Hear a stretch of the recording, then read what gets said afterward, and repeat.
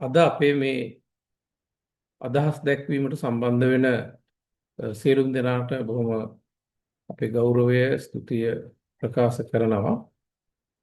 විශේෂයෙන්ම මේ විදිහට අපි අදහස් දක්වන්න බලාපොරොත්තු වෙන්නේ ධර්මයේ පිළිබඳ විවිධ සාකච්ඡා, ඒ වගේම විවිධ ආකාරයේ අදහස් දැක්වීම් සමුදායක් අපි සමාජ මාධ්‍ය ජාලා හරහා නිරන්තරයෙන්ම අසන්ට දකින්නට ලැබෙනවා.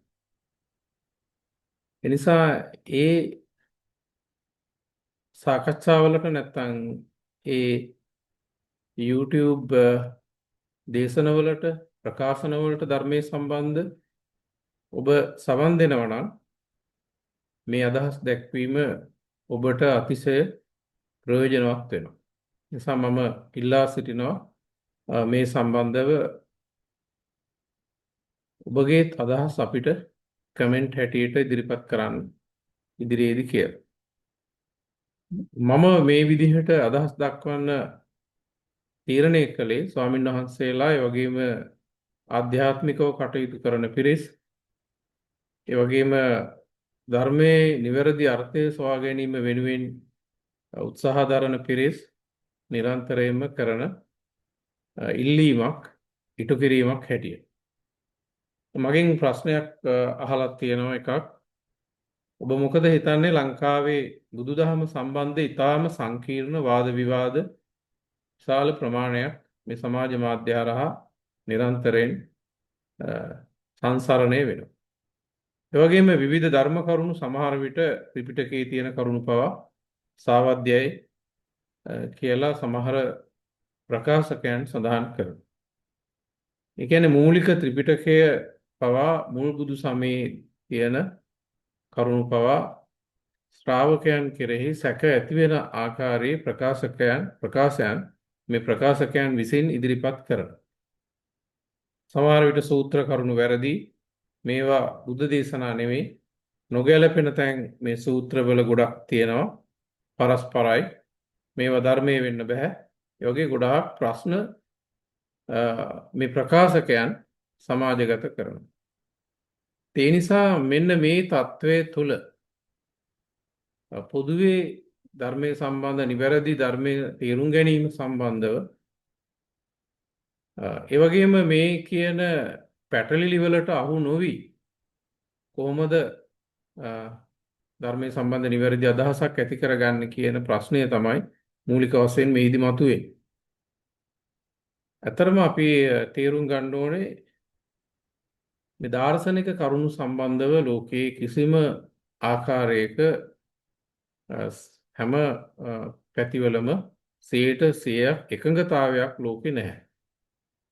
ඕනම දර්ශනයක් සම්බන්ධ විවිධ මතවාද වෙනස්කම් වෙනත් පැති කෝණ වලින් සාකච්ඡා කරන ස්වභාවයක් දාර්ශනික කරුණු සම්බන්ධව ආගමික ඉගැන්වීම් සම්බන්ධව සිද්ධ වෙනවා. ඉතින් ඒක මූලික වශයෙන් අපි තේරුම් ගත්තේ. ඒ වගේම මේ සමාජ මාධ්‍යවල මේ ආකාරයට මේ ධර්මයේ සම්බන්ධව කරුණු ඉදිරිපත් කරන අය අවබෝධයක් නැහැ. සමාජ මාධ්‍ය වල අපි එවැනි ධර්මයේ හෝ ආධ්‍යාත්මික කරුණු සම්බන්ධව කරුණු දැක්වීමක් කරනවා නම් අපි ඒක කුමන ආකාරයෙන් කළ යුතුද කියන එක සම්බන්ධව අවබෝධකින් කරන බවක් අපිට පේන්නේ නැහැ. මූලික වශයෙන් අපි තේරුම් ගන්න ඕනේ ඒ අයගේ ප්‍රවේශය. දැන් අපි පුංචි දරුවෙක් වුණත් වීදුරු කටු ටිකක් භාජනයක් බිඳුනොත් වීදුරු කටු ටික ඕනම තැනක විසි කරන්නේ නැහැ. ඒ වගේම අපි මල් වගේ දෙයක් අරගෙන අපි සත්තු සහ වෙනත් නුසුදුසු තැන්වල අපි හොඳ ෆ්‍රෙෂ් මල් කලඹක් හම්බුන අරගත්තොත් අපි ඒක එහෙම එක තැන්වල විසි කරන්නේ නැහැ. ඒතර අපි ඒක එක්කෝ සමාජීය වශයෙන් අර්ථයක් තියෙන කටයුත්තකට මේ මල් කලඹ යොමු කරනවා. එහෙම නැත්නම් අපි ඒක ආගමිකව හෝ සංස්කෘතික අර්ථයකින් සුදුසු ආකාරයට තමයි මේ මල් පිළිබඳව කටයුතු කරන්නේ. දැන් ඒ වගේ සමාජ මාධ්‍ය කියලා කියන platform එක තුල ඔබ අපි කවුරුත් දන්නවා ඒකේ audience එක නැත්නම් ප්‍රේක්ෂකයන් ශ්‍රාවකයන් වෙනස් ඉතාම විවිධත්වයක් ඒ වගේම වෙනස් වෙනස් ශ්‍රාවක ප්‍රජාවක් තමයි ඒ තුල ඉන්නේ. එතකොට දැන් ඒ ශ්‍රාවක පොදුවේ මේ ශ්‍රාවක ප්‍රජාව මොන විදිහට මේ කාරණා ගනීද ගන්නවද කියන එක පිළිබඳ සැලකිල්ලක් මූලික වශයෙන් මේ ප්‍රකාශකයන් සිතනවද කියන එක පිළිබඳව අපිට තේරුම් ගන්න අපහසුයි. ඔවුන්ට එවැනි අවබෝධයකින් මේ ක්‍රියාවේ නියුක්ත වෙනවද කියන එක. සමහර වෙලාවට අපිට හිතෙනවා බුදුදහමේම තියෙන චින්තන නිදහස වැරදි ආකාරයකට අර්ථකථනය කරගෙන වැරදි ආකාරයකට පරිහරණය කිරීමක්ද මේ තුල වෙන්නේ කියන එක පිළිබඳ ගැටලුවක් මේ ප්‍රකාශකයන් දිහා බලනකොට මතුවෙනවා. අතරම එක තවත් පැත්තකින් තමයි මේ ප්‍රකාශකයන් කීර්තිකාමී ප්‍රසිද්ධිය බලාපොරොත්තුෙන් ඔවුන්ගේ ආධ්‍යාසය දිහා බැලුවොත් අපිට පේනවා ඒ ඉතා පිරිසිදු එකක් වෙන්නේ නැහැ. ධර්මයේ මූලික අර්ථය වෙන්නේ ධර්මයේ මූලිකම ප්‍රයෝජනය තමයි අපි ආධ්‍යාත්මිකව සුවපත් වෙන එක නැත්නම් අපිට ප්‍රඥාවේ ආලෝකය ජීවිත යථාර්ථයේ තේරුම් ගන්න මූලික වශයෙන් පාවිච්චි කරන එක තමයි අපි ධර්මයෙන් බලාපොරොත්තු වෙන්නේ. නමුත් ඒ අරමුණ ඉටු වෙන ආකාරයට මේ ප්‍රකාශකයන් කටයුතු කරනවද කියන එක අපිට ගැටලුවක්ව පවතිනවා මේවා අහනකොට. ඒ නිසා අපි අපේ මේ ආකාරයට මේ YouTube වල ධර්මයේ කතා කරන අය මම දේශනා කරන අය හැටියට දකින්නේ නැහැ. මේ විකෘති සහ වෙනත් ආකාරයේ අමුතුම දාර්ශනික ස්වરૂපයකින් කටයුතු කරන අය අපි අඳුනගන්නේ ප්‍රකාශකයන් හැටියට. ඒ නිසා මම පාවිච්චි කරන වචනේ උන්ට ආගමික ඉගැන්වීම් සහ වෙනත් දාර්ශනික කරුණු පටලවාගෙන විවිධ ආකාරයේ ප්‍රකාශනයන් ඉදිරිපත් කරන කොටසක් හැටියට. මේගොල්ලෝ ගොදුරු වෙලා ඉන්නවා මේ YouTube වල සහ Facebook වල මුදල් හම්බ කරන තරවකාරයන්ගේ කැමරාවට මේ අය ග්‍රහණය වෙනවා. ඒක පැත්තකින් මේ ප්‍රකාශකයන් ලාභ කීර්තියක් බලාපොරොත්තු වෙන බවක් පැහැදිලිවම එතන පේනවා. ඒක පාවිච්චි කරනවා මේ YouTube කරුවන්. මේක මම මේ සියලුම දෙනාට නෙමෙයි කියන්නේ. අපි දන්නවා ඔබට තේරුම් ගන්න පුළුවන් මේ ආකාරයෙන් කටයුතු කරන පිරිස අපි ටිකක් විමර්ශනශීලීව මේ ප්‍රකාශකයන් දිහා බැලුවොත්. ඒ වගේම වුන්ට ගොඩක් වෙලාවට ඒ කියන මෙවැනි දේවල් පාවිච්චි කරලා ඩොලර් උපයන්න කටයුතු කරන YouTube කරුවන් ස්වල්ප දෙනා වුන්ට ඇතරම ජීවන කුසලතාවයක් නැති සමහර විට යම් වාචාලකමක් විතරක් තියෙන පිරිසක් තමයි බොහෝ විට මේ වගේ ප්‍රාථමික ක්‍රියාවකට යොමු වෙන්නේ. ඒකත් අපි තේරුම් ගන්න ඕනේ මේගොල්ලෝ මේ අයගේ ඉන්ටෙන්ෂන් එක මොකක්ද කියලා. එතකොට ධර්මය අනිත් පැත්තෙන් ගත්තොත් මේ ප්‍රකාශකයන්ට ධර්මයේ යම් පොත්පත් කියවලා යම්කිසි තාර්කිකව කරුණු ඉදිරිපත් කිරීමේ හැකියාවක් තියෙනවා. ඒක අපිට පිළිගන්න වෙනවා. නමුත් ඔවුන්ගේ අධ්‍යාත්මිකව මේ පිරිස එහෙම අධ්‍යාත්මිකව දියුණු පිරිසක් නොවන බව ඒකම අපිට ප්‍රකාශ කරන්න පුළුවන්. ඒ නිසා මේ YouTube වල ප්‍රසිද්ධිය වෙනුවෙන් විවිධ ආකාරයෙන් ධර්මයේ තර්කානුකූලව ප්‍රකාශ කරන අය ආධ්‍යාත්මිකව දිලිඳු ස්වභාවයක් ප්‍රදර්ශනය කරන්නේ. ඒ නිසා ඔවුන්ගේ ග්‍රහණයට පොදුවේ ධර්මයට උනන්දුවක් දක්වන අය බේරා ගැනීම ඔවුන්ට සහායක් වීම තමයි මූලික වශයෙන් අපි මේ තුලින් බලාපොරොත්තු වෙන්නේ. දැන් අපි ගත්තොත් ගොඩක් ගිහි පැවිදි සැලකිය යුතු පිරිසක් යම් ආකාරයක ආධ්‍යාත්මික අභ්‍යාසයක ඉඳිමින් ඒ අත්දැකීම ධර්මානුකූලව සමාජගත කරන පිරිසක් සමාජ මාධ්‍යවල නැතුව නෙමෙයි.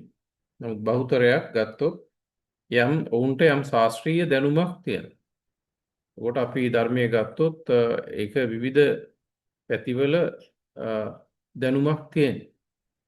සමහර අයට ශාස්ත්‍රීය දැනුම, ඒ වගේම දැනුගත්කම, තර්ක බුද්ධිය ඒවා මේ අයට තියෙනවා.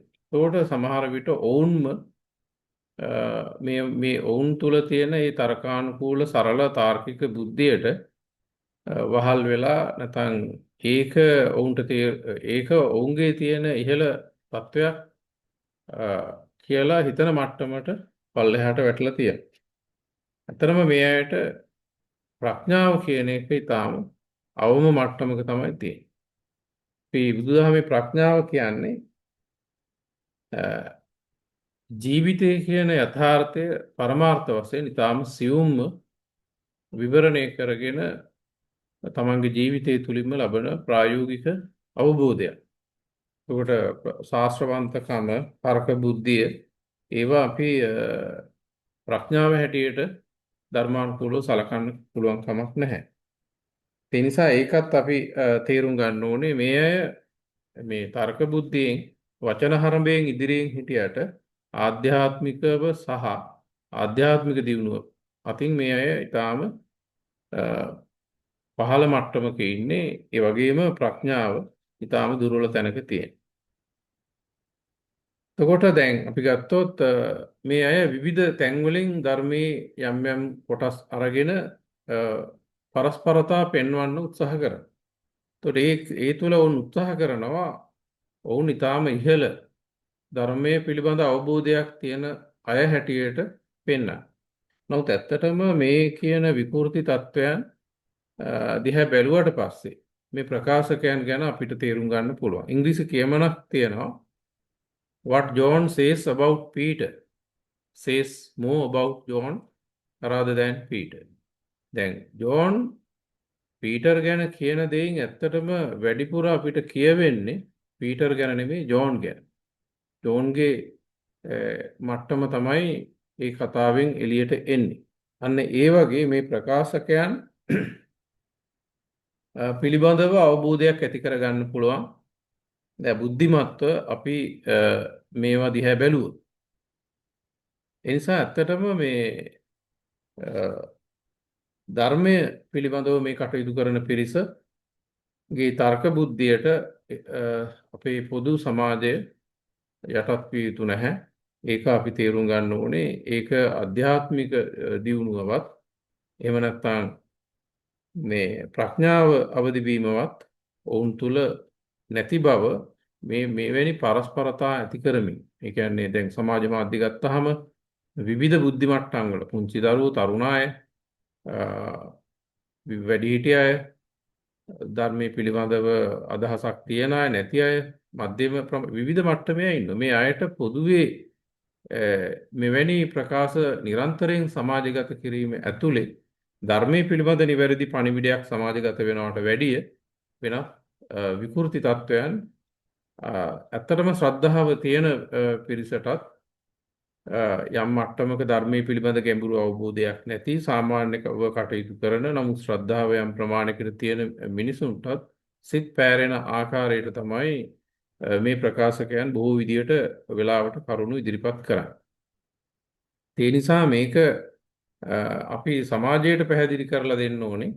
මේ YouTube ප්‍රකාශකයන්ගෙන් ඇත්තටම ප්‍රවේශම් වෙන්න කියලා අවංකවම ජීවිතය පිළිබඳව නැත්නම් ධර්මයේ තුලින් ජීවිතය දකින්න, ධර්මයේ පිළිබඳ අවබෝධයක් ලබන්න ඉන්න පිරිස මේ අයගෙන් බැහැර විය යුතුයි. ඒතකොට තව වෙලාවක අපිට ඇහෙනවා මේ අය කියනවා මේ බුද්ධ ආගම හඳුන්කූරු බුද්ධ ආගමක් තියෙන්නේ කියලා. ඇතරම ඒ හඳුන්කූරු බුද්ධ ආගමක් කෙනෙක්ට හම්බ වුණා නම් ඒ කියන්නේ ඒකෙන් පැහැදිලි වෙනවා ධර්මයේ ඔවුන්ට සොයා ගන්න, ධර්මයේ තේරුම් ගන්න නොහැකියාවක් මතුවලා තියෙන බව. එහෙම නැත්නම් ඔවුන්ට හම්බ වෙලා තියෙන හඳුන්කූරු බුද්ධ ආගම ඇතුලේ ඇතිවෙච්ච අවුල ඔවුන් විසින් ප්‍රකාශ කිරීමක් තමයි පේන්නේ. එහෙම නැත්නම් අනුකූල බුද්ධ ආගමක් තිබුණා නම් මේ සමාජයේ අපේ සමාජයේ වෙනත් රටවල් වලට සාපේක්ෂව අඩුපාඩු විවිධ පැති වලින් තිබුණත් අධ්‍යාත්මිකව යම් දියුණු තත්වයක් තියෙනවා. යම් ව්‍යසනයක් වුණාට පස්සේ මිනිස්සු නිස්සරණ අධ්‍යාසයෙන් ජීවිතේ පරදුවට පවා තියලා මේ පරාර්ථ සේවන අනිත් අයට සේවයක් උදව්වක් කරන්න හැම අවස්ථාවකම අපේ රටේ ලෝකේ කිසිම රටක දකින්න බැරි තත්වයක් තියෙනවා අපේ රටේ මිනිස්සු. ඒක එක කාරණයක්. ඒ වගේ අපි මොනවා කරත් අපේ රටේ මිනිස්සු ආර්ථිකමය වශයෙන් අඩුපාඩුකම් වල ජීවත් වුණත් ඇත්තටම මේ සංස්කෘතිය ඇතුලේ මේ බුදුදහම ඇතුලෙන් මේ රටට දායාද කරලා තියෙනවා මානුෂීය ගුණවගාවක් ඇති කරලා තියෙනවා. ඒකම යම් ආධ්‍යාත්මික බවක් සමාජගත වෙලා තියෙනවා. අපිට ඒක බැහැර කරන්න බෑ. ඒතර අනුකූල බුද්ධ ආගමක් තිබුණා නම් නොදියුණු ධර්මයක් නම් තියෙන්නේ එවැනි තත්වයක් වෙන්න පුළුවන් කමක් නැහැ. ඒකට මේ අය අල්ලගත්ත ධර්මයේ ස්වභාවය තමයි ඒ ආකාරයට ප්‍රකාශ කරන්නේ. ඒ නිසා මේක අපි තේරුම් ගන්න ඕනේ. මේ අපි දැන් වත්තකට ගියාට පස්සේ අපි ගෙදෙට්ට ගිහිල්ලා වත්තේ මල් ගස් බලනවා. වත්ත දිහා බලන්න පුළුවන්. ගෙදෙට්ට ගිහිල්ලා තේ එකක් වෙන්න පුළුවන්. නමුත් ඒකේ තියෙන අපිට අවශ්‍ය නැති දේවල් අපි කුණු ගොඩක් තියෙනවා නම් ඒක අදින්න යන්නේ නැහැ. ඒ වගේ අර Tamanට අවශ්‍ය නැති දේවල් පටල ගන්න අනවශ්‍ය දේවල් සාමාන්‍ය බුද්ධියක් තියෙන කෙනෙක් කරන්නේ.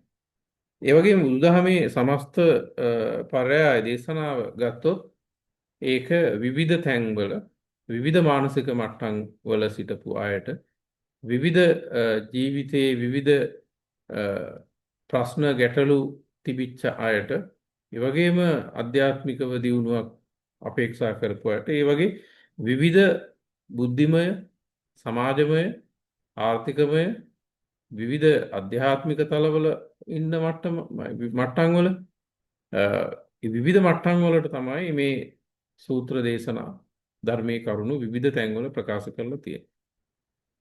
එතකොට ඒ සන්දර්භයට ඒ පසුබිමට ඒ පුද්ගලයාට සාපේක්ෂව ඒ කරුණු ඒ ගැටලුව විසඳන්න උපකාරී වුණාට ඒක හැමෝටම පොදුවේ හැම කාරණයක්ම අදාළ වෙන්නේ නැහැ.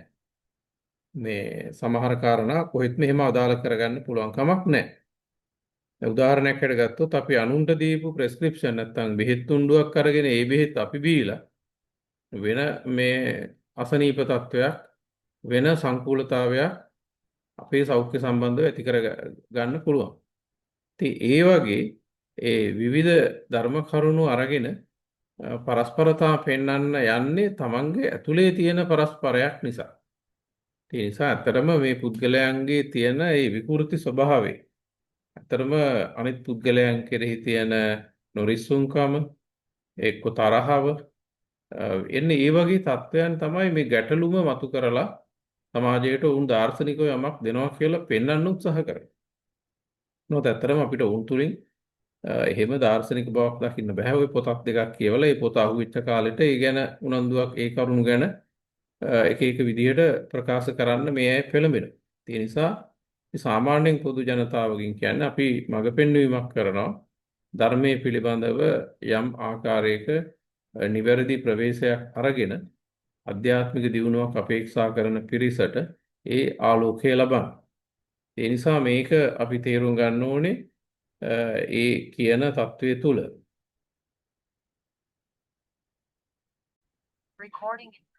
ඊළඟට මගෙන් අහලා තියෙන තවත් ප්‍රශ්නයක් තමයි පන්සිල් බුදුදහමේ ඉගැන්වීමක් නෙවෙයි. එතකොට පාංශුකූල දීම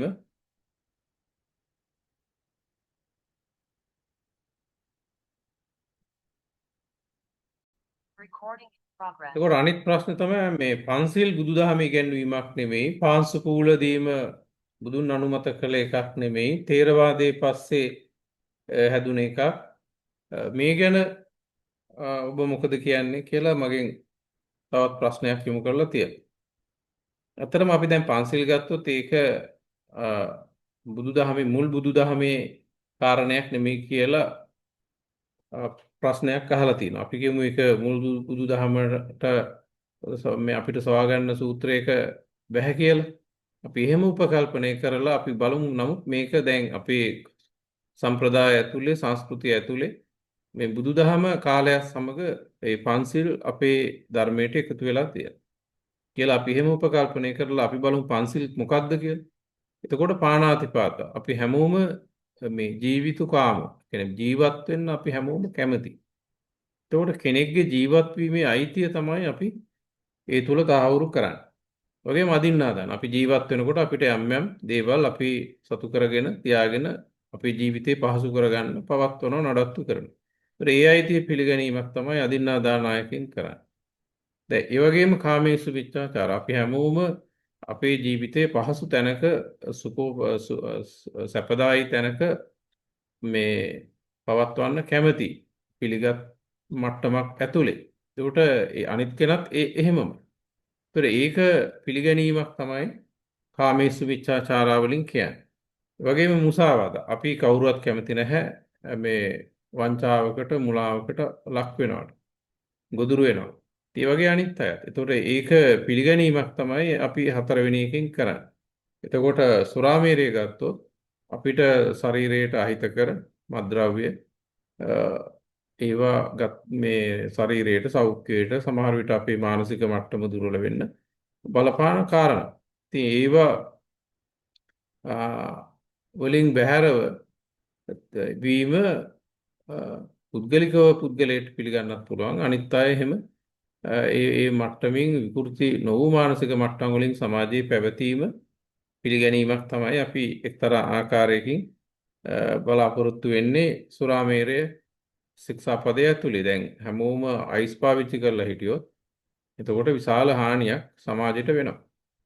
ඒ වගේම ඒක පාවිච්චි නොකරන පුද්ගලයන්ටත් ඒක විශාල හානියක් වෙන්න පුළුවන්. ඒ නිසා මෙන්න මේ අපි බලන්න ඕනේ. එතකොට මේ පන්සිල් වලින් අපිට සාමාන්‍යයෙන් පොදුවේ වැඩක් නැද්ද?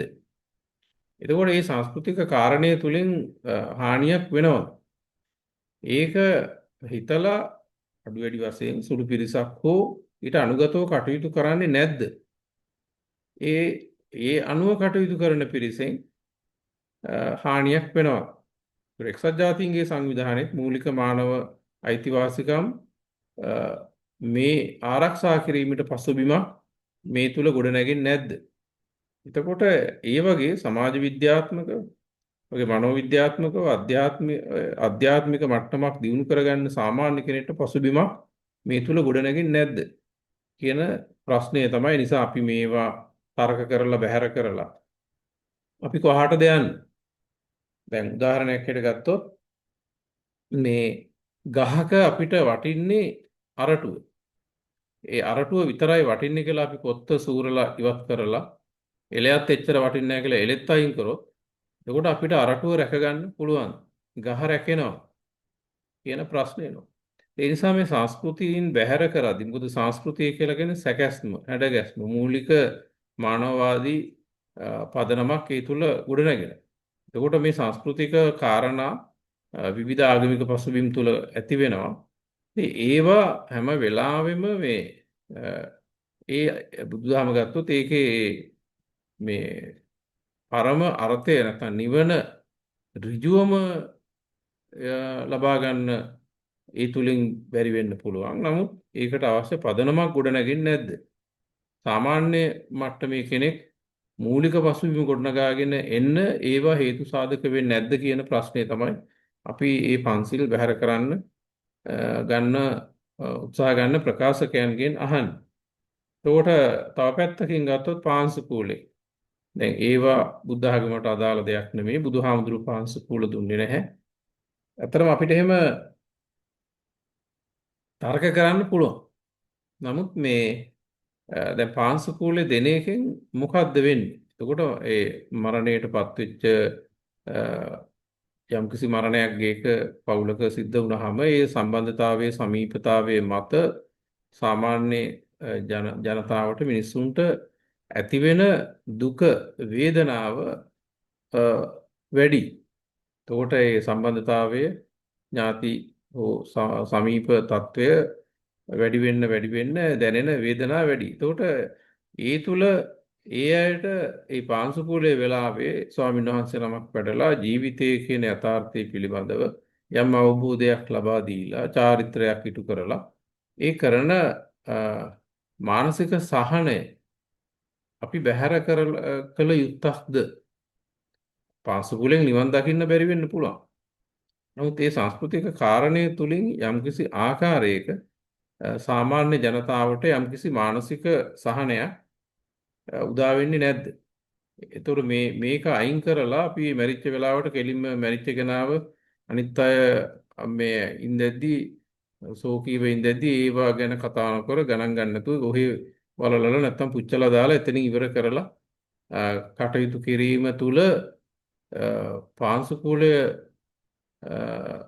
පවත්වනවාට වඩා යහපතක් සමාජීය වශයෙන් වෙනවා කියන එක මෙතනදී බලන්න ඕනේ. එතකොට මේ හැම මිනිස්සෙක්ම මේ එකපාරට නිවන් දකින්න යන අයද? මොකද බුදුහාමුදුරුවෝ මුළු ජීවිත කාලෙම මේ ඔළුවෙන් හිටගෙන දේශනා කරා. සියලුම දෙනා ඒ කාලේ නිවන් දකින්න දැක්කේ නැහැ. ඒක බුදුවරයෙක්ටවත් ඒක කරන්න බෑ. එතකොට අනිත් එක තමයි විවිධ මට්ටම් වලට තමයි ධර්මයේ තේරුම් ගත්තේ. අපි කියන්නේ සමහරෙක් සෝවාන් වෙනවා, කෙනෙක් සකදාගාමි වෙනවා, කෙනෙක් ඒ විවිධ මට්ටම් වලට තමයි ආධ්‍යාත්මික දියුණුව ලබන්නේ.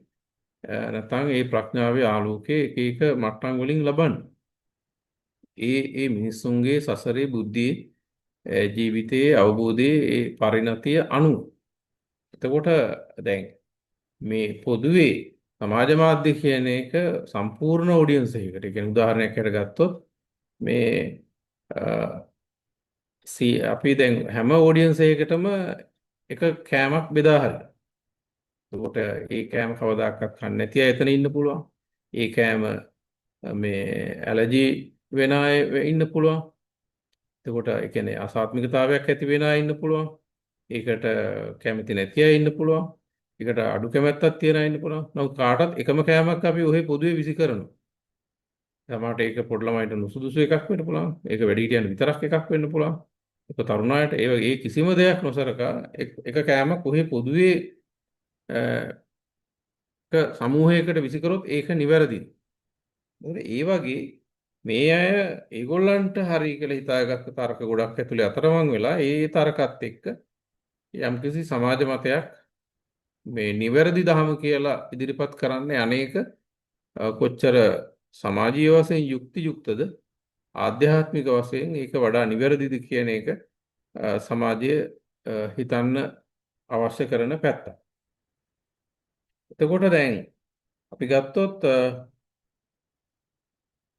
බුදුදහමේ ඒ නිසා බුදුදහමේ විවිධ කාරණා අපිට යම් යම් තර්ක හදාගෙන සමහර විට සංස්කෘතික ආගමික කාරණා යම් සරල තර්ක ටිකක් හදාගෙන තමන්ගේ පඬිතකම පෙන්වන්න මේ YouTube ඒ කියන්නේ ඩොලර් ටිකක් හොයාගන්න දඟලන YouTube කරුවෙක් එක්ක මේ කුසලතාවයකින් ජීවිතේ ගොඩනගා ගන්න බැරි කෙනෙක් මේ නිකන් තියෙන අවකාශය කාටත් අයිති අවකාශය පාවිච්චි කරලා ජීවන මාර්ගයක් හදාගන්න උත්සාහ කරන කෙනෙක්ගේ ගොදුරක් වෙලා මේ තර්ක අතරමං වෙච්ච අය මොකක්ද මේ කරන්නේ කියන එක පිළිබඳ තේරුම් ගන්න. ඒ නිසා මේ YouTube වල Facebook එකේ ධර්මයේ දේශනා කරලා මේ Taman දාර්ශනිකයි මේ තියෙන ඒවා වැරදි කියලා එහෙම එක එක මට්ටමින් එන අය ගැන හොයලා බලන්න. ඒතර මේ අය ගොඩාක් වෙලාවට මේ ලිංගිකත්වය ඒ වගේම මද්ද්‍රව්‍ය අරක්කු බොන එක ඒව බොහොම සාධාරණීකරණය කරන්න උත්සාහ කරනවා. එතකොට දැන් හැම වෙලාවෙම සමහරවිට මේ සාමාන්‍ය මේ සමහර ආගමික පිරිසුත් මේ කීප දෙනෙකුත් මේ වැඩේ කරනවා සුළු එක්කෙනෙක් දෙන්නෙක් හෝ සාමාන්‍ය බහුතරයක් මේ Facebook TikTok YouTube පාවිච්චි කරන බහුතරයක් මේ තරුණ තරුණියවත් කරන්නේ නැහැ. ඒ වගේ අර සමාජයට අවුලක් වෙන දේවල් සමාජගත කරන්නේ නැහැ. යම්කිසි ශික්ෂණයක් ඇතුලේ තමයි බහුතරයක් කටයුතු කරන්නේ. ඒකත් අපේ සංස්කෘතියෙන් වෙච්ච යම්කිසි දියුණුවක් මේ සංස්කෘතිය ඇතුළේ. කීප දෙනෙක් තමයි මේක නිකන් මේ මද්ද්‍රව්‍ය බොන එක ප්‍රමෝට් කරන මේ අනවශ්‍ය ලිංගිකත්වයක් ප්‍රමෝට් කරන්න ධර්මයේ පාවිච්චි කරන්නේ ඊටම සීමිත කීප දෙනෙක් මේ අතේ ඇඟිලි ගානේ කොටසක්. නමුත් මේ අය මේ යම් විකෘතියක් ඇති කරනවා. ඒකට යම්කිසි සමාජයේ බහුතරයක් ඕවා අහලා ප්‍රතික්ෂේප කරන එකක් වෙන්නේ. නමුත් අපි අර යම්කිසි පිරිසක් නොමග යනවා නම් ඒ අයට මේ ගැන හිතන්න මේ අය ගැන හිතන්න අපේ අදහස් දැක්වීම ප්‍රයෝජනවත් වෙයි කියලා බොහෝ දෙනෙක් අපිට ඉල්ලීම් කරපු නිසා තමයි මේ විදිහේ අදහස් දැක්වීමක් කරා මේ කරුණු අපි සමාජගත කරන්න ඔබට ඉදිරිපත් කරන්න උත්සාහ කරන්න. තවත් මේ යොමු කරපු ප්‍රශ්නයක් තමයි මේ නැවත ඉපදීම, පුනර්භවය, සසර, පුනරුත්පත්තිය, කර්මය පිළිබඳ ඉගැන්වීම් පවා මේ සැක ඇති වෙන විදිහට තමයි මේ අය මේ ප්‍රකාශකයන් සමාජ මාධ්‍ය ජාලා තුලින් මේ විවේචනය කරන්නේ. ඒතකොට ඒක නිවැරදි කරගන්නේ කොහොමද? සාමාන්‍ය ජනතාව මේ අවුල් අතර පැටලෙනවා. ඒ පැටලිල්ල ලියාගන්නේ කොහොමද කියලා මම තවත් ප්‍රශ්නයක් යොමු කරලා තියෙනවා. ඇතරම බුදුදහමේ Hindu ආගමේ දක්වන ආකාරයට ආත්මයක් මේ මරණින් පසු life after life තවත් ජීවිතයක් කරා යොමු වෙන ඉගැන්වීමක් බුදුදහමේ පෙන්වන්නේ නැහැ. ගොඩක් වෙලාවට මේ ප්‍රකාශකයෝ නිකන් බුද්ධ ආගමට අනුව නම් නිවැරදි බුදුදහමට අනුව නම් මම නිකන් මේ පුනරුත්පත්තිය පුනර්භවය විශ්වාස කරන්නේ නැහැ, නැවත ඉපදීමක් විශ්වාස කරන්නේ නැහැ. මේ ඔය නිකන් ඔය දැන් ඔය යන නිකන් ආගමික සිල්ලරට යන බුද්ධ ආගම තුල අනුව නම් මම පිළිගන්නවා වගේ අදහසකුත් සමහර ප්‍රකාශකයන්ගෙන් අපිට ඒ අනුව මේ ඇහිලා තියෙනවා. ඇත්තටම ඒ බුද්ධ ආගමේ ඔය හේතුඵල කියන්නේ ඉදපච්චේතාවයේ පදනම් කරගත්ත මේ හේතුඵල ධර්ම පිළිබඳ ඉගැන්වීම, ඒ වගේම වර්තමානයේ තුල ජීවත් වීම කෙරෙන අවධාරණය, සතිමත් බව අවධාරණය කිරීම ඔය කරුණු ආධ්‍යාත්මිකව නිවැරදිව තේරුම් නොගැනීම නිසා තමයි මේ සසර සහ පුනර්භවයේ පටලගෙන කටයුතු කරන්නේ. මොකද පුනර්භවය කියන එක අපි මේ වර්තමාන මේ පැවැත්ම තුළ මේ මොහොතේ ක්‍රියාකාරී ස්වභාවය තමයි පුනර්භවය කියන්නේ. ඒක උදාහරණයකට ගත්තොත් භවය කියලා කියන්නේ බුදුහාමුදුරුවෝ එක වචන දෙකකින් කියන උත්පත්ති භවය, කර්ම භවය. මනසේ ක්‍රියාකාරී ස්වરૂපයක් මානසික ධර්ම ඇති වෙන తত্ত্বය කර්ම භවය. එතකොට උත්පත්ති භවය කියනවා අපි ඉන්ද්‍රිය පරිහරණය කරන තැනට ඒ මානසික සංස්කාර යොමු වෙන తত্ত্বය.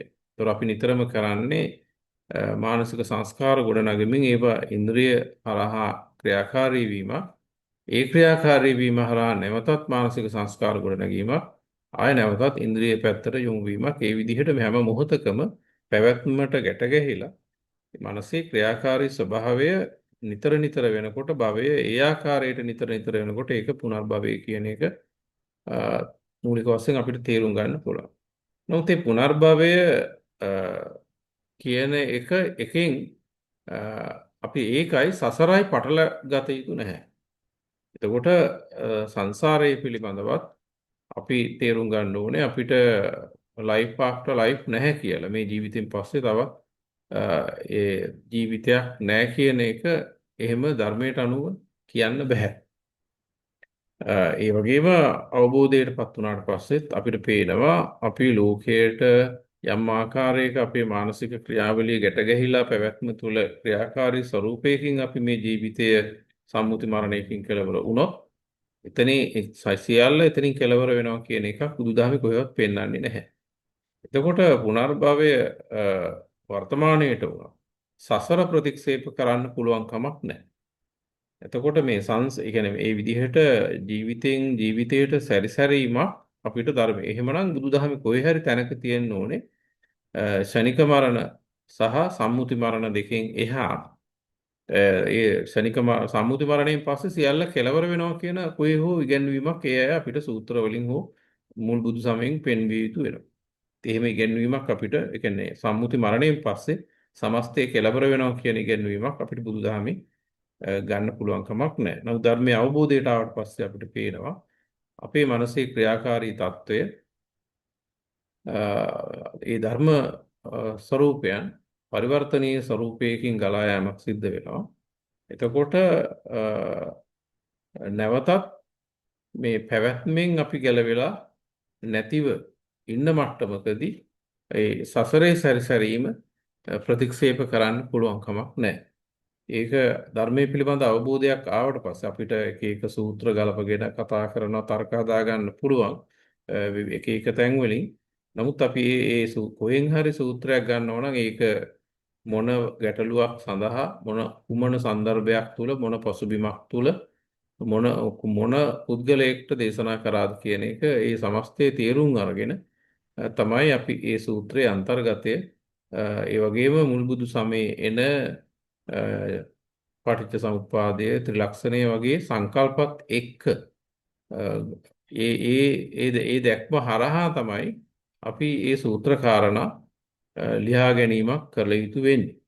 ඒ වගේම මේ ඉද පච්චේතාවය ඒ වගේම වර්තමානයේ තුල ජීවත් වීම සතිමත් බව අවධාරණය කරන නිසා මේ මොහොතේ ජීවත් වෙන්න කියන නිසා ඒක අපිට ගන්න පුළුවන් කමක් නැහැ සසර නිෂේධනය කරන්න.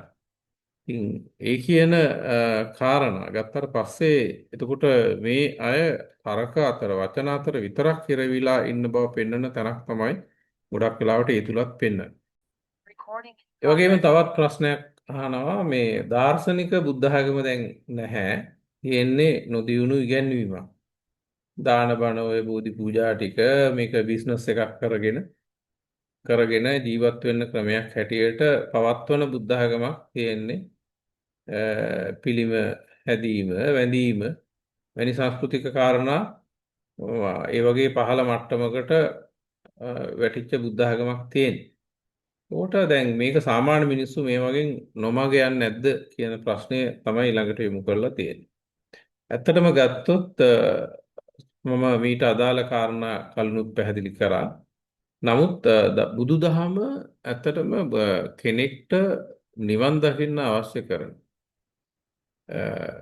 නැත්නම් ඒ සැනසෙල්ල ජීවිතය අපිට මේ ලෝකයේ ඇතුලේ ප්‍රායෝගිකව මේ ජීවිතය ඇතුලේ ඒ උපරිම සැනසෙල්ල නිවන ලැබීමට අවශ්‍ය කරන සියලුම ඉගැන්වීම් මේ මොහොත වෙනකොටත් ධර්මයේ තුල පවතිනවා. අපේ අතීත යතිවරයන් වහන්සේලා සිව්වණක් පිරිස ඒ ආකාරයට මේ දක්වා ධර්මයේ ආරක්ෂා කරගෙන ඇවිල්ලා තියෙනවා. ඒ නිසා දැන් බුද්ධ ආගම එහෙම දියුණු බුදුදහමක් නැහැ කියලා කීම ඇත්තටම මේ අතාර්කිකයි. ඒ වගේම ඒක සත්‍යයෙන් තොරයි. එහෙම එකක් නැහැ. දැන් ගබඩාවක් තියෙනවා. ඒ ගබඩාවේ හැම එක දේවල් විසිරලා එක විදිහට තියෙන්න පුළුවන්. නමුත් අපිට අවශ්‍ය කරන දේ සකස් කරගන්න අවශ්‍ය කරන සියලුම දේවල් අපි ටිකක් කල්පනාවෙන් බැලුවොත් ඒ කෑලි අවශ්‍ය ඔක්කොම අපිට ඒ ගබඩාවෙන් හොයාගන්න පුළුවන්. ඒ වගේ බුදුදහම මේ වෙනකොට කෙනෙක්ට උපරිම විමුක්තිය කියන්නේ අපේ ජීවිතය ලබන්න පුළුවන් ඒ පරම විමුක්තිය නිවන ලැබීම සඳහා අවශ්‍ය කරන සියලුම ධර්ම කාරණා මේ වෙනකොට පවතිනවා. ඒ කියන්නේ නිවැරදි දාර්ශනික බුදුදහම මේ වෙනකොට පවතිනවා. ඒක කිසිම කෙනෙක්ට එහෙම මේ දැන් දියුණු බුදුදහම නැහැ කියලා කියන්න පුළුවන් කමක් නැහැ. අතර මේ අය මේ ආගම් දර්ශන පටලා ගැනීමකුත් තියෙනවා. දැන් බුදුදහම දර්ශනයක් හෝ ආගමක් නෙවෙයි. ඍජුවම දර්ශනයකට හෝ ආගමකට එහෙම දාලා අපිට කතා කරන්න බෑ. දැන් ආගම කියලා කියන්නේ එතකොට පූජනීය වස්තුන් හා සම්බන්ධ විශ්වාස පද්ධතියක්. එතකොට එතන නිර්මාණවාදයක් බොහෝ විට මේ සම්බන්ධ වෙනවා. එතකොට දැන් දර්ශනය කියලා කියන්නේ ඥානනය කිරීම දර්ශනය කියලා මූලික වශයෙන් අපි හඳුන ගන්නවා. ඒක තර්කය පදනම් කරගත්ත බොහෝ තර්ක පදනම් කරගෙන ප්‍රඥාව ගවේෂණය කරන මාර්ගයක් හැටියට අපිට මේ දර්ශනයන් හඳුන ගන්න පුළුවන්. ඒ වගේම විවිධ දර්ශන අපිට ගන්න පුළුවන්. බටහිර පෙරදිග ආගමික සහ සමාජීය වශයෙන්. ඇත්තරම අපි ගත්තොත් හැම කෙනෙක්ම යම් දර්ශනයක් ඉගැන්වීමක් සංස්කෘතියක් ඇතුලේ තමයි ඉන්නේ. කෙනෙක් කියනවා මේ මල් පහන් පූජා කරන එක බුදුහාමුදුරන්ට මලක් පහනක් තියෙන එක ගෝත්‍රිකයි කියන්නේ. හැබැයි ඒකේන එක්ක ලෙනින් ඉස්සරහා එංගල්ස් ඉස්සරහා මේ කාල් මාක්ස් ඉස්සරහා මල් වඩමක් මල් කලඹක් තියලා ආචාර කරන්න පුළුවන්. ආචාර කරනවා. ඒකට ඒ පුද්ගලයාට තේරෙන්නේ නැහැ. ඔහුත් යම් ආකාරයක ඉගැන්වීමකට කාගේ හෝ දර්ශනයකට යටත් කියලා. ඒ නිසා මේ ලෝකේ ආගමික ඉගැන්වීමකට හෝ වෙනත් භෞතිකවාදී හෝ විඥානවාදී හෝ සමාජවාදී හෝ නිදහස් මොකක් හෝ චින්තනයකට මතවාදයකට යටත්ව තමයි හැම කෙනෙක්ම වගේ ඉන්නේ.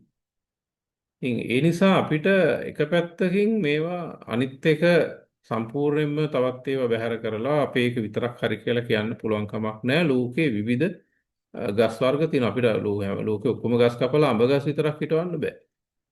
මම අඹ වලට කැමති කියලා ඒක මට කරන්න බෑ. මේ විවිධත්වය කියන එක සංකීර්ණ ස්වභාවය වෙනස පරිවර්තනීය తত্ত্বය මේක තමයි ලෝකයේ ස්වභාවය. ජීවිතයේ ස්වභාවය වෙනස සහ පරිවර්තනීය తত্ত্বය. ඒතර පරිවර්තනීය తত্ত্বය ඇතුලේ නිරන්තර ස්වභාවයක් තමයි වෙනස් වෙන්නේ. ඒ නිසා මේ අපිට බුදුදහම සම්පූර්ණයෙන්ම නැති වෙලා නිවැරදි දහම නැහැ. එහෙම කියන්න පුළුවන් කමක් නෑ. අදත් ලෝකේ විශාල ප්‍රමාණයක් ධර්මයේ ආලෝකය ලැබලා සැනසෙල්ලෙන් මේ ජීවිතයේ තේරුම් අරගෙන කටයුතු කරමින් යම්කිසි සමාජ මෙහෙවරකුත් කරමින් ඉන්නවා. ඒ නිසා මේ ඒ කතාවට එකඟ වෙන්න පුළුවන් කමක් නැහැ. මේ දාර්ශනික බුද්ධ ආගම ඉවරයි දැන් මේ යන්නේ වෙන එකක් කියලා. ඉතින් එක එක්කෙනා හැම වෙලාවෙම තමන්ගේ අභිමතය අනුව විවිධ ශිල්ප ශාස්ත්‍ර ඉගැන්වීම් දර්ශන පාවිච්චි කරනවා. ඉතින් ඒක දිහා බලලා ඒ දර්ශනයක් ඉවර වුණා නැති වුණා කියලා එහෙම කතා කරන්න පුළුවන් කමක් නැහැ. ඒ වගේම මේවා පල්ලෙහාට දාන්න පුළුවන් කමකුත් නැහැ. ඒ නිසා මේ සමාජ මාධ්‍ය පාවිච්චි කරන අය විශේෂයෙන්ම ওই දාර්ශනික මට්ටම පෙන්눔 කරන්න උත්සාහ කරන අයට මේ ඔඩියන්ස් එකවත් තේරුම් ගන්න බැරි වෙලා තියෙනවා. මේ විවිධත්වයක් තියෙන සමාජයට අපි මේ කරන එකෙන් මොකක්ද දෙන පණිවිඩය? මොකද මේ ඔය YouTube වල අහලා කවුරු හරි දැන් ඒගොල්ලන්ගේ ওই නිවැරදි දහම කියන එක අහලා ওই තර්ක ටික අහලා කවුරු හරි ජීවිතේ සනසගත්ත කෙනෙක් ඉන්නවද නැහැ? දේශපාලනිකව හෝ ආගමික වෙනස් මත ඉවසන් නැතිව ඒවට රැහැනිව විරුද්ධව කටයුතු කරන්න ඔය ප්‍රකාශකයන්ව පාවිච්චි කරනවා හැරෙන්න ඇත්තරම ඒ අයගෙන් ප්‍රඥාව අවබෝධ කරගෙන ජීවිතයේ යථාර්ථය දියුණු විදිහට තේරුම් අරගෙන සැනසීමක් කවුරුවත් ලබන්නේ නැහැ. ඒ වුවට දාලා තියෙන ප්‍රකාශ බැලුවා. දැන් Facebook එකේ ඔය වීඩියෝ එකකට තියෙන කමෙන්ට්ස් බැලුවොත් තේරෙනවා මේ අය සමාජ වියවුලක් එක එක පුද්ගලයන් අතර වෛරය මතු කිරීමක් තමයි කරන්නේ. කවුරු හරි යම් මට්ටමකින් සරලව හෝ ධර්මකාරණයක් ඉදිරිපත් කරගෙන ප්‍රසිද්ධියක් ලැබුවොත් ඒකට කාරණා විවිධ හේතු මත ඒකට අටැක් කරනවා. එක්කෝ එයාට වැඩිය දන්නවා කියලා පෙන්නන්න. එයාගේ එක වැරදි කියලා. එහෙම නැත්නම් අර ප්‍රසිද්ධ කෙනෙක්ට ප්‍රහාරය කිරීම ඇතුලේ තමන් ප්‍රසිද්ධ වීමේ යටි අභිලාෂයක් තියෙනවා. ඉතින් ඒක සමාජයට පේනවා. ඒ අය හිතන්නේ ඒක පේන්නේ නැහැ කියලා. සමේ ධර්මයේ කරුණු අරගෙන මේ කරන අවුල සාමාන්‍ය ජනතාව තීරුම් ගන්න. ධර්මයේ නැති වෙලා නැහැ. කෙනෙක්ට ධර්මය අවශ්‍ය නම් අධ්‍යාත්මික අභ්‍යාසයක් අවශ්‍ය නම් සතිපට්ඨාන සූත්‍රයට යොමු වෙලා ඒක කණ්ණාඩියක් වගේ ජීවිතයේ බලලා ඒ ප්‍රඥාවේ ආලෝකය ලැබලා ක්‍රමානුකූලව සැනසෙල්ලක් මේ ජීවිතය ඇතුළෙම ලබන්න පුළුවන්. ඒකම දැන් ඇත්තටම මේ අපි ගත්තොත් පංචස්කන්ධය නිවැරදිව විවරණය කරගත්තත් මූලිකව සම්මා දිට්ඨියක් ඇති කරගන්න පුළුවන්. මේ පංචස්කන්ධය කියන සංකල්පය බුදුදහමේ මූලික ඉගැන්වීම් වලට එකඟව ත්‍රිලක්ෂණයට පරිච්ඡසමුප්පාදයට මේ එකඟව ජීවිතයේ මේ පංචස්කන්ධ කාරණා ටික නිවැරදිව විවරණය කරගත්තොත් මේ අපි ශූන්‍යතාවය මේ ජීවිතය කියන්නේ මේ පරිවර්තනීය ස්වභාවයකින් ගලාගෙන යන කායික මානසික ශක්ති සමුදායක් හැටියට හඳුනා ගැනීම ඊටාම ඉහළ මට්ටමකින් කරන්න පුළුවන්. ඉතින් මේක ඇත්තටම ලොකු දෙයක්වත් නෑ. එහෙම අපිට එකපාරට නෑ කියන්නත් බෑ. අර මිනිස්සු සියුම්ම බැලුවොත් බුදුදහමේ තියෙන මේ ගත්තොත් ත්‍රිලක්ෂණයෙන් මේ ලෝකේ ඕනම තත්වයක් ඇතුළේ තියෙන ස්වභාවය පෙන්වනවා. ඒක පටිච්චසමුප්පාදයෙන් ඒකේ ක්‍රියාකාරී ස්වરૂපය පෙන්වනවා. පංචස්කන්ධය කියන සංකල්ප පහ ඇතුලේ ජීවිතය කියන යථාර්ථය පිළිබඳ පරමාර්ථමය වශයෙන් දැකලා මේ ස්වාභාවික ජීවිතයකට එන්න නිදහස් ජීවිතයකට එන්න මඟ පෙන්වනවා. ඉතින් මේවා කාටවත් නෑ කියන්න පුළුවන් කමක් නෑ. ඒ නිසා මේ ප්‍රකාශකයන්ගේ මේ YouTube වල යන ඔය දාර්ශනික ලෙවල් එකේ ගොඩක් මේ සූත්‍ර වැරදි අර සූත්‍ර වැරදි මේ සූත්‍ර මෙයා වැරදි මෙයා මම තමයි හරි එහෙම කියාගෙන මතු වෙන අයගෙන් අපි ප්‍රවේශම් වීම වැදගත්. මොකද අපිට ඒකෙන් වෙනත් ඍණාත්මක මානසික මට්ටම් සමාජයේ බොහෝ දෙනෙට ඇති වෙන්න පුළුවන්. ඊළඟට තවත් ප්‍රශ්නයක් යොමු කරලා තිනවා නිවැරදි දහම හඳුනගන්නේ කොහොමද? නිවැරදි අධ්‍යාත්මික අභ්‍යාසය කුමක්ද? ඉතින් මම ඒකට යම් අදහසක් දුන්න එක තවත් පැහැදිලි කරොත් ඇත්තටම කෙනෙක් යම් ධර්මයේ තුල ඉන්නවද කියන එක තේරුම් ගන්න තියෙන හොඳම නිර්ණායකය තමයි මේ සතර බ්‍රහ්ම විහරණය. මේ කෙනෙක්ගේ ජීවිතය තුල මෙත්තා, කරුණා, මුදිතා, උපේක්ඛා කියන ඒ චර්යාවට, ඒ හැසිරීමට ජීවිතයක් වැටෙනවා නම් අන්න ඒ අපිට තේරුම් ගන්න පුළුවන් ඒ පුද්ගලයා අර අධ්‍යාත්මික මාර්ගයේ ගමන් කරලා යම් මට්ටමකට හෝ ගමන් කර ඒ කියන්නේ සතර බ්‍රහ්ම විහරණයේ යම් ප්‍රමාණයකට තියෙන්නේ ඒ ප්‍රමාණයට තමයි මේ පුද්ගලයාගේ ආධ්‍යාත්මික ප්‍රගමණය දියුණුව සිද්ධ වෙලා තියෙන්නේ. දැන් ගත්තොත් එක අපි ආගමික වචන මම වැඩි පාවිච්චි කරන්න උත්සාහ කරන්නේ නැහැ. සරලව මේ අදහසක් දෙන්න උත්සාහ කරන නිසා සාමාන්‍ය මේ ප්‍රජාවට දැන් ගත්තොත් මෙත්තා මෛත්‍රී ආකල්පයක් මිත්‍රශීලී ආකල්පයක් ලෝකයේ දෙස දිගු කරන ස්වභාවයක් තියෙනවා මෙත්තා කියන එක ඇතුළේ. මෙත්තා කියන ආකල්පයක්. මෛත්‍රී සහගතව සමස්ත ලෝකයේ දෙස ජීවීන් දෙස සමස්ත ජීවීන් දෙස ඒ වගේම මේ ගහකොළ සතා සිව්පාව දෙස මිත්‍රශීලී ආකල්පයක් දැරීම මෙත්තා. කරුණා කියලා කියන්නේ Tamanට පුළුවන් විදිහට හැකි අයුරින් කරදරයක දුකක අසහනයක පීඩනයක ඉන්න කෙනෙක්ට පිහිට වී. මුදිතාව කියලා කියන්නේ බොහොම සතුටින් හොඳින් ජීවත් වෙන පුද්ගලෙක් දිහා බලලා ඊර්ෂ්‍යා සහගත නොවි සතුටු මනසකින් අනුන්ගේ සතුට පවා භුක්ති විඳීම. උදාහරණකින් කිව්වොත් දැන් අපේ වත්තේ ගහේ අඹ නැහැ. නමුත් එහා වත්තේ හොඳට අඹ පළදාව පේන්න තියෙනවා. ඒත් අපිට ඒක බලලා සතුට වෙන්න පුළුවන් නම් ඒක මුදිතාවේ ස්වභාවයක්. ඒ වගේම උපේක්ඛා. අපි මොන විදිහට ජීවිතය ගත කරා. ඒ කියන්නේ නිවන් දැක්කත් බුදු වුණත් සතර බ්‍රහ්ම විහරණය තුල නිරන්තරයෙන්ම අපි ජීවිතේ පැවැත්තුවත් මේ අපි අවුවට ගියොත් පිච්චෙනවා වැස්සොත් සෙම්බිරිස්සාව හැදෙන්න පුළුවන්. එතකොට ලෙඩ දුක් හැදෙන්න පුළුවන්. ජාති ජරා මරණ කියන ඒ වගේ අපි නිදහස් නැහැ. ඒවා අපිට උරුමයි. අපි කියන්නේ මේ දිරනවා වෙනස් වෙනවා. මේ හේතුඵල ධර්ම ඇතුලේ සකස් වෙච්ච දේවල් ටික අපි කියන්නේ අනුපදිශේෂ නිවනටපත් වෙනකන් මේ සංස්කාර පවතිනකන් අපිට විවිධ උස් පහත් තත්වයන් අත්දකින්න වෙනවා. එතකොට නිවන් දැක්ක කෙනෙක්ට වුණත් ලෙඩ වෙනවා. අවුවට ගියොත් ලෙඩ වෙනවා. ඕන සම්පූර්ණයෙන්ම නිවනටපත් වෙච්ච කෙනෙක්ට වුණා. නැත්නම් ඊට මෙහා යම් මට්ටමකට නිවනකින් ලබන කෙනෙක්ට වුණත් එහෙමයි. බුදුවරයෙකුත් ලෙඩ වෙනවා මිනිස්සෙක්. එතකොට ඒ වගේ දැන් සතර බ්‍රහ්ම විහරණය යම් ආකාරයකට ජීවිතයක් තුළ එනවා නම් අන්න ඒකෙන් අපිට සරලව හිතන්න පුළුවන් ඒ පුද්ගලයා ආධ්‍යාත්මික දියුණුවක් ප්‍රගමනයක් නිවැරදි ධර්මයේ අභ්‍යාස කිරීමකට යොමු වෙලා ලැබලා තියෙනවා කියලා. එතකොට නිවැරදි දහම කියලා කියන්නේ මම කලින් කිව්වා වගේ අපේ ජීවිතය තමන්ගේම ජීවිතය කියන යථාර්ථය ඊටාම දියුණු මට්ටමකින් මේ පරිවර්තනීය ස්වභාවය වෙනස් වෙවි ගලාගෙන යන ස්වභාවයක් හැටියට දැකීම. එතකොට ඊටාම සංකීර්ණ කායික සහ මේ භෞතික සහ මානසික ශක්තියින් ප්‍රවාහයක් පරිවර්තනීය ස්වરૂපයකින් ගලාගෙන යෑම තමයි අපි මේ ජීවිතය කියලා දකින්නේ. ඒතර ඒ ආකාරයේ අවබෝධයක් අපිට දියුණු වෙනවා නම් එහෙනම් අපි නිවැරදි ධර්මයට ප්‍රවේශ වීමක් හැටියට අපිට ඒක අර්ථකථනය කරගන්න පුළුවන් සරලව. ඊළඟට තවත් ප්‍රශ්නයක් යොමු කරලා තියෙනවා අපේ රටේ සහ ලෝකයට මේ වෙලාවේ ධර්මයේ නාමයෙන් කළ යුතු කාර්යභාරය කුමක්ද? අධ්‍යාත්මිකව කටයුතු කරන අයගේ ධර්ම ගුරුවරුන්ගේ සැබෑ භූමිකාව කාර්යභාරය වගකීම මොකක්ද? ඇත්තට මේක වැදගත් ප්‍රශ්නයක්.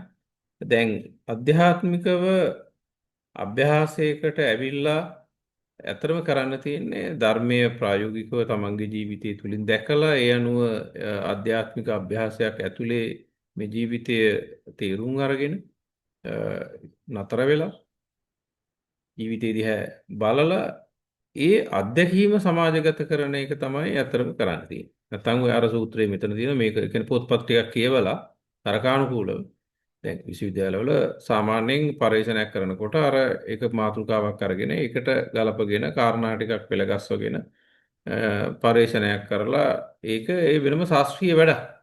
දැන් ඒක පටල ගන්න හොඳ නැහැ මේ ආධ්‍යාත්මික ලෝකයට. ඒක හරිද වැරදි කියන එක අපි ඒක වෙනම සාකච්ඡාවක්. දැන් ඒ වගේ ඒවා පොත්පත්වල තියෙන අර මේ સંદર્ભය ඇතුලේ දේශනා කරපු එකයි වෙනස් સંદર્ભයක ඇතුලේ දේශනා කරපු එකයි ඒ සූත්‍ර දෙක තියෙන කාරණා පරස්පරතාවය මොකක් හරි අරගෙන සමාජයට මතු කරාම අර ධර්මයට තියෙන විශ්වසනීය බව නැති වුණාට පස්සේ ඒකෙන් වෙන්නේ සාමාන්‍ය ජනතාව ධර්මයෙන් ඈත් වෙන්න පුළුවන්. එතකොට නිතරම දැන් අපි උදාහරණයකට ගත්තොත් අපි දන්නවා මේ අධ්‍යාපනය ඇතුළේ gedara නිතරම ගුරුවරයා විවේචනය කරොත් එතකොට ගුරුවරයා උගන්වන දේ පිළිබඳ gedara අපි අම්මයි තාත්තයි ගුරුවරයා නිතර විවේචනය කරනවා නම් පොඩි ළමයෙක් ඉස්සරහා. ඒ ළමයා අර ගුරුවරයා උගන්වන දේ සහ ගුරුවරයා පිළිබඳව ඇති වෙන විශ්වසනීය බව නැත්නම් ඒ කාරණා පිළිබඳ පිළිගැනීමක් නැති වෙනවා. දැන් ඒ වගේ මේ සාමාන්‍ය තරුණ තර්කයේ මත ආවේග මත කටයුතු කරන තරුණ ප්‍රජාවක් නොමග යවන ක්‍රියාවලියක් තමයි මේ පුද්ගලයන් කරන්නේ. මේ තර්ක ටිකක් ගෙනල්ලා ධර්මයේ කාරණා පරස්පර පෙන්නලා ඒවැය තියෙන අර ගැඹුරු බව ඒ ඩෙප්ත් එක නැති කරන්න කටයුතු කිරීම. දැන් ඇතරම ඒක ධර්මානුකූලවත් වැරදි. ඒක සාමාන්‍ය සරල ඔය ප්‍රාථමික තර්ක අතර ඇති. අපි හැම දෙයක්ම තර්කානුකූලව ගන්න බෑ. බුදුදහමේ නිවනට මෙහා හැම දෙයක්ම බොහොම තාර්කික පදනමක් මත ගොඩනගලා දියුණු අවබෝධයක් දුන්නා. අපි නිවන ගත්තට පස්සේ එතන අපිට මේ සංස්කාර පදනම් කරගත්ත ලෝකයේ හා ගැට ගැහෙනු කිසිදු තර්ක එතනට අදාළ කරගන්න බෑ. ඒක අවබෝධයේ ශූන්‍යතාවය කියන එක අවබෝධයටම නැත්නම් ප්‍රතිවේදයටම ගොදුරු කරගත හැකි. ඒ කියන්නේ අවබෝධයට සීමා වෙන තත්වයක් එතන තියෙනවා. එතන තර්ක කරන්න බැරි නිසා බුදුදහම හැම වෙලාවෙම මේ ගොඩාක් වෙලාවට මේ පටලගත් එකක් තමයි මේ කාලාම සූත්‍රය. කාලාම සූත්‍රයේ સંદર્ભයේ සම්පූර්ණයෙන් කිසිම අදහසක් නැතුව ඒක හැම තැනටම ඕකටත් අයිල වගේ ඒක එහෙට මෙහෙට ගහගෙන පටල ගන්න. ඒ කාලාම සූත්‍රයේ තමයි බහුතරයක් මේ ප්‍රකාශකයෝ වරද්දගත්ත තැන. එතකොට මා තක්ක හේතු මා ණය හේතු මා ආකාර පරිවිතක් කියන මේ විදිහට මේ කාරණා ටික සම්පූර්ණයෙන්ම කඩපිටාරවගෙන තමන් අර මේ තලගොයා කබරගොයා තලගොයා වගේ න්‍යායකින් තමයි මේ කාලාම සූත්‍රය පාවිච්චි කරන්නේ මේ ප්‍රකාශකයෝ. ඒ නිසා ඇත්තටම මේ අපි මේ පටලැවිල්ල මේ අය කරන එකෙන් ධර්මයේ තේරුම් ගන්න බෑ. මේගොල්ලන්ගේ මේ තර්ක විතර්ක මේ ආධ්‍යාත්මික දියුණුවට අදාළ නැහැ කියන එක මූලික වශයෙන් සමාජයේ පිළිගත යුතු වෙනවා. ඒ ධර්මයේ තේරුම් ගන්න වෙනත් ක්‍රම තියෙනවා. දැන් අපි ගත්තොත් ඇමරිකාවේ මේ දවස්වල සාම පාගමනක් යනවා. වියට්නාම් ජාතික පඤ්ඤාකර ස්වාමීන් වහන්සේ ඊටාම දියුණු කාර්යභාරයක් කරා. ඊටාම දුෂ්කර ඇමරිකාව තුළ ගිහිල්ලා ලෝකයට ඇමරිකාවට දැනෙන පණිවිඩයක් මේ මිනිස් ඒ කියන්නේ ඇත්තටම ගත්තොත් මේ ඊටාම මානව සමාජයට මේ එරෙහි ගමනක් මේ දියුණුව කියන එක ඇතුලේ සහ ඒ බලලෝභී දේශපාලනය ඇතුලේ ක්‍රියාත්මක වෙනවා ලෝකේ පුරා. ඒතකොට ඒ තුල පීඩාවට ලක් වෙන්නේ අහිංසක දරුවෝ, ජීවිතයේ දැකපු නැති පිරිස්, සමාජයේ විශාල කොටසක් පීඩාවට ලක් වෙනවා මේ තර්ක නිසා. ඒතකොට නමුත් බුදුදහම කවදාකවත් ලෝකේ මේවැනි යුද්ධයක් මතු කරන්න, ජනසංහාරයක් මතු කරන්න කාරණා අන්තවාදයක් ගොඩනගන්න නැහැ. දැන් අපි ලංකාවේ ගත්තත් අපේ රට සිංහල බෞද්ධ රටක්. දැන් ඒක ප්‍රතික්ෂේප කරන්න බෑ. ඒක අපි සාමාන්‍යයෙන් කතා ඒකෙන් අදහස් වෙන්නේ නැහැ. දැන් මම මගේ අම්මාට ආදරේ කියන එකෙන් අදහස් වෙන්නේ නැහැ නේ. අනිත් කාන්තාවන්ට කෙනෙහිලිකමක් විනාශ කිරීම. නමුත් මේ රටේ සංස්කෘතියක් ගොඩනගලා තියෙනවා.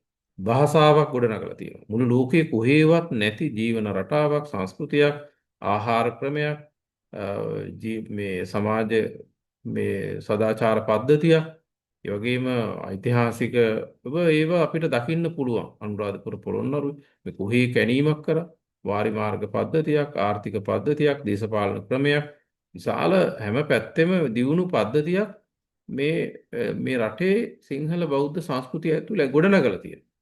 ඉතින් ඒක වෙන ඉගැන්වීමකින් වෙන ආගමකින් ඇති කරලා නැහැ මේ රටේ. ඒ නිසා මේක පැහැදිලිවම සිංහල බෞද්ධ රටක්. ඒ නිසා තමයි අනිත් මිනිස්සුන්ට සාමකාමීව ඒක කාදිනල්තුමත් බොහොම ගෞරවයෙන් පිළිගන්න කාරණා. මොකද එතුමාටත් මේ බුදුදහම පිළිබඳ යම්කිසි හැදෑරීමක් තියෙන කෙනෙක් බව පේනවා එතුමාගේ ප්‍රකාශයෙන් දැක්කහම. ඒ නිසා මේක නමුත් ඒක මේ අදහස් වෙන්නේ නැහැ. දැන් මගේ අම්මා කරුණාවන්තයි අපිට කන්න දීලා පෝෂණය කරා කියන එකෙන් මගේ අම්මට විතරක් මම සලකන්න ඕනේ. එයා විතරක් අම්මා හැටියට සලකන්න ඕනේ. අනෙත් කාන්තාවන්ට අපි ගරහන්න ඕනේ. එහෙම එකක් වෙන්නේ නැහැ. නමුත් මේක පැහැදිලිවම මේ රටේ දියුණු සංස්කෘතියක්, සමාජයක්, භාෂාවක්, මේ පොළොවේ විතරක් තියෙන භාෂාවක් මේ ලෝකෙට ගොඩනගලා තියෙනවා මේ සංස්කෘතිය. ඒවට ඓතිහාසික සාධක තියෙනවා, සෙල්ලිපි තියෙනවා, ඉදිකිරීම් තියෙනවා.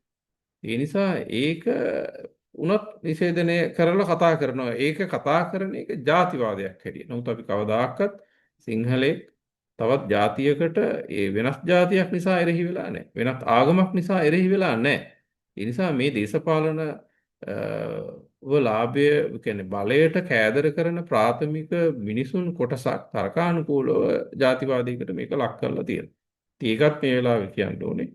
එහෙම ජාතිවාදයක් අපේ රට ඇතුලේ සිංහලයන්ගේ බෞද්ධයන්ගේ නැහැ. මොකද යුරෝපයෙන් ක්‍රිස්තියානි ජාතිකයෙක් සුදු ජාතිකයෙක් ආවා. අරාබිකරයෙන් ආවත් අපේ ගමකට විදේශිකයෙක් ආවොත් අපි කපපු තැඹිලි ගෙඩියේ මිනිස්සයාට දීලා හොතනක් හොයනවා නම් අපි පයින් ගිහිල්ලා හරි පාර පෙන්නන අපේ කෑම එක හරි දෙන මට්ටමේ මේ જાතියක් මේ ගොඩනගලා තියෙනවා. ඒ නිසා ලෝකයේ ඇත්තටම මේ රටට යම්කිසි ලෝකීය ආකර්ෂණයක් තියෙනවා නම් ওই සංස්කෘතිය පදනම් කරගත්ත, ওই තේරවාද ධර්මයේ පදනම් කරගත්ත ඒ தත්ත්වය නිසා තමයි මේ රටට එවැනි සුවිශේෂී බවක් ලෝකයේ තුලත් ලැබෙන්නේ. ඔය වෙනත් මේ කසිකපල් දේශපාලනයන්ගේ වෙන විකාරවත් මේ පුස් දාර්ශනිකයන්ගේ කරුණු නිසා නෙමෙයි. ඒ නිසා අපි ඒවත් තේරුම් ගන්න නිසා ඒ පඤ්ඤාකර හාමුදුරුවෝ ඇත්තටම ආධ්‍යාත්මිකව යම්කිසි ලෝකෙටම ඇමරිකාවේ හෙල්ලෙන පණිවිඩයක් දීලා තියෙනවා. මේ ධර්මයේ පදනම් කරගෙන. ඒ නිසා මේ අධ්‍යාත්මිකව කටයුතු කරන පිරිස ඇත්තටම ඒව ආදර්ශයට ගන්න. තිඥාතාන හාමුදුරුවෝ, දලයි ලාමා ස්වාමීන් වහන්සේ.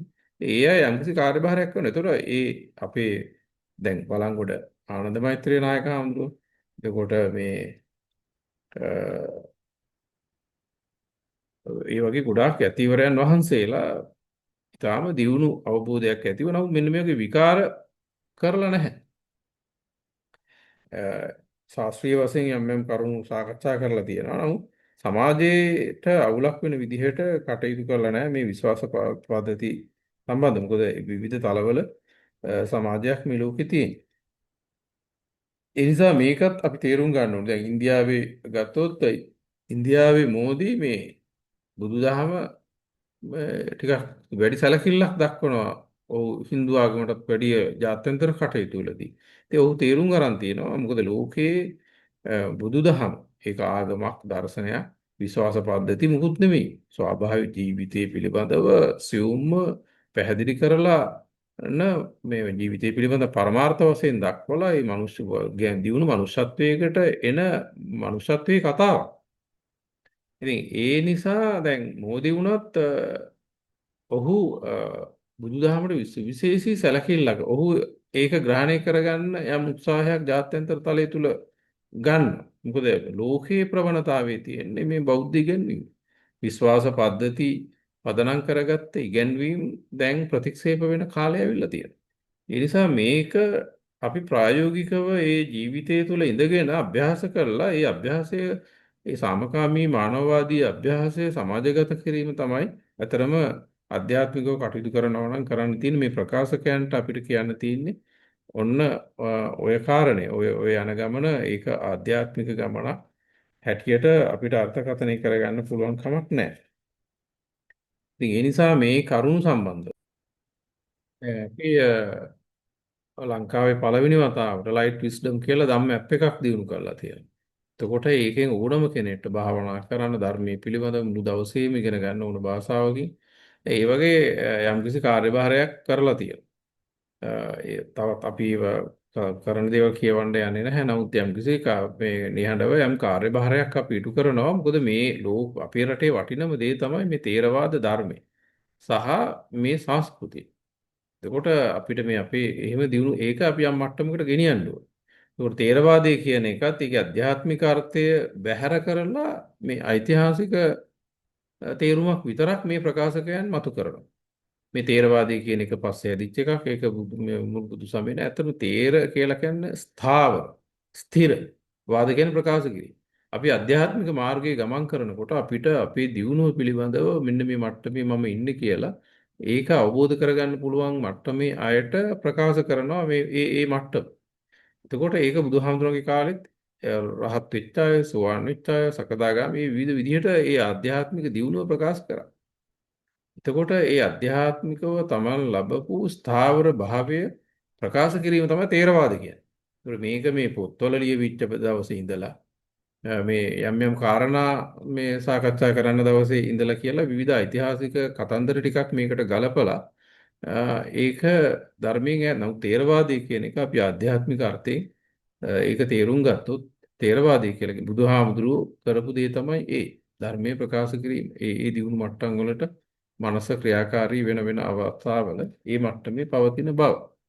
ඉතින් ඒ නිසා මේ අදහස් දැක්වීම මේ YouTube ප්‍රකාශකයන්ගෙන් නිදහස් වෙලා නිවැරදි අපි ඒකට මඟ පෙන්වීමක් කරන වීඩියෝ මාලාවක් කරන්න බලාපොරොත්තු වෙනවා. ඒකට ඔබට පුළුවන් මේකට ඔබගේ අදහස් කමෙන්ට්ස් දාන්න විවේචනය කරන්න මේකට බනින්න ඕන එකක් අදහස් කරන්න පුළුවන්. නමුත් අපිට මේ අදහස් දැක්වීමේ යම්කිසි ප්‍රයෝජනයක් තියෙනවා. ධර්මයේ කරුණුත් අපිට කෙනෙක් ඉල්ලා හිටියොත් නිවැරදි ඉදිරිපත් කරන්න සාමාන්‍ය ජනතාවට මේක ආධ්‍යාත්මික දියුණුවක් ඇති කරගන්න කියලා අපිට ඒකටත් ඉදිරියට යම් අදහස් දැක්වීම ඔබ වෙනුවෙන් කරන්න පුළුවන්.